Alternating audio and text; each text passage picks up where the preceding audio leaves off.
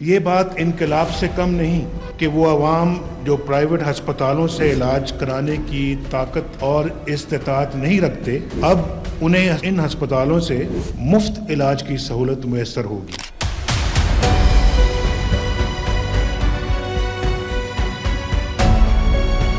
ہم نے وہ کلچر تبدیل کرنا ہے جس میں آسانیوں پر صرف بڑے لوگوں کا قبضہ ہے یا پیسے والوں کا قبضہ ہے۔ ہم نے ان آسانیوں کو عوام کی دہلیز تک پہنچانا ہے۔